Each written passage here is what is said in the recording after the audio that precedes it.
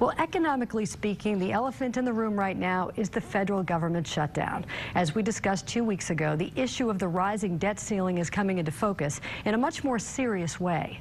What is the debt ceiling exactly, and why is it the focus of so much attention? Business Courier editor Rob Dahlmeyer is back with our very own Jim Russell, U.S. Bank's senior equity strategist for this week's Economic 360. Gentlemen. Thank you very much, Jim. Thanks for being here, and I expect to get final answers to solve everything by the time we're done. You ready? Ready, go.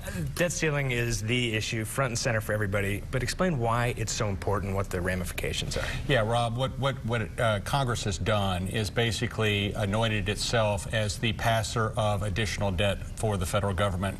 The federal government brings in about $7 billion a day, but unfortunately we spend about $10 billion a day, so we have to borrow essentially $3 billion a day. So what the Congress does is set limits onto how much we can borrow. You can see in the graphic that there are limits that are set, and we're at that limit. In fact, we're at that limit as of May of this year, and basically we've shuffled some money around. Now we're out of options. So we're essentially at around $16.7 trillion, and of course all the fuss is about, you know what, can we slow the rate of the growth of the debt? And of course there are opposing views there. Yeah, and so the dates that have been thrown out have been October 17th, some have said November 1st.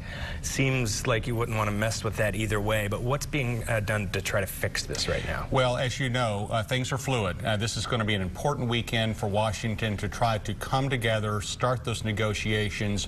What do you want? What do we want? So that we can move things forward. The two issues of reopening the federal government and raising the debt ceiling are linked.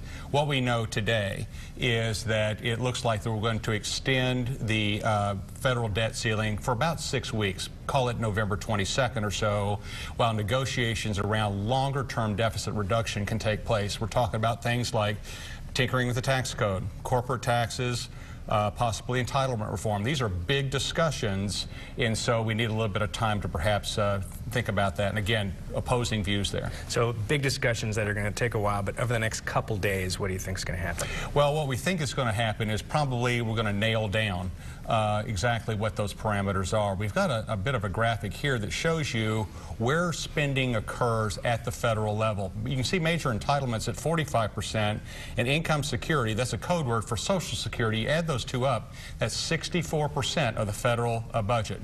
Again, this is what the debate's about. Perhaps the Republicans would like to see a little bit less growth in the entitlement portions of that budget so to kind of rein that debt in. I think maybe the Obama administration would like to maybe look at other areas for cuts, maybe some tax increases as well. So again, I think the role of the government is perhaps mostly at stake here as this debate rolls forward. So what I think happens is crisis is avoided.